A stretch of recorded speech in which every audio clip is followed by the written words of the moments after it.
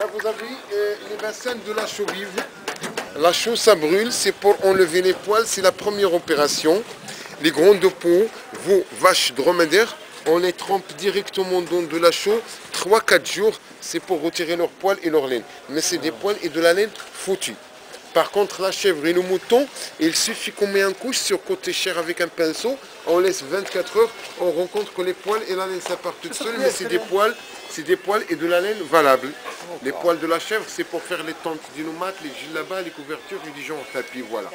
La laine, c'est pour vêtements et différentes choses. Alors la chaux, c'est la première opération. La deuxième étape, c'est un bassin qui contient la fiente de pigeon.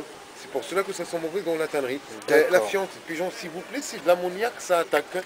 C'est pour assouplir les peaux. Au lieu d'utiliser de l'acide chimique, on utilise la fiente, il jouera le même rôle, mais c'est naturel.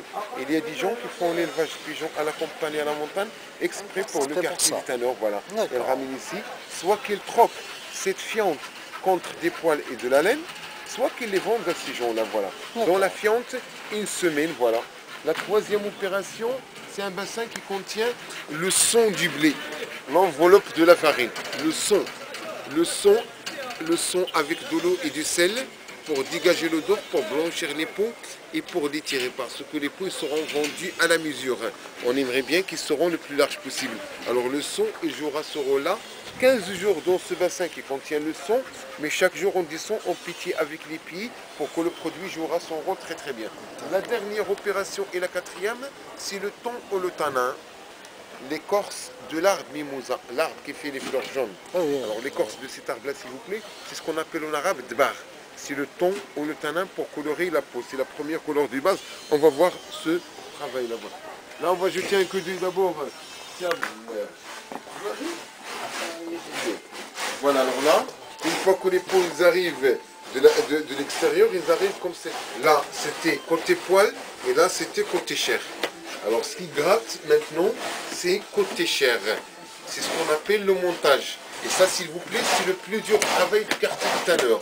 N'importe qui peut faire le boulot du bassin, et c'est pas n'importe qui peut faire ce boulot-là. Il faut qu'il soit un homme vêtu, il ne faut pas qu'il déchire la peau, il ne faut pas qu'il l'abîme. C'est un travail risqué. Parfois, on perd l'équilibre et on fait tomber le machin vers les pieds, ça leur coupe. Et il faut toujours deux personnes, un à côté de l'autre, parce que c'est un travail qui nous rendra le bon. Alors, pour qu'on soit encouragé, il faut quelqu'un à côté de nous. Alors, Abdul, il attend Ahmed qu'il part. Et Ahmed, il attend Abdul qu'il part. Et personne ne s'encourage non plus. Et ça va donner des peaux, comme ce que vous voyez. Vous ne voyez pas tellement. Voilà. Pardon, madame. Ils ne font pas beaucoup d'éclairage. Deux. Non, il préfère travailler à l'ombre. Ah bon? Parce qu'avec là, il utilise cette lampe-là longue, c'est pas trop chaud. D'accord. Celle-là, quand on l'utilise, c'est trop chaud. Hein. Alors là, il utilise celle-là et c'est derrière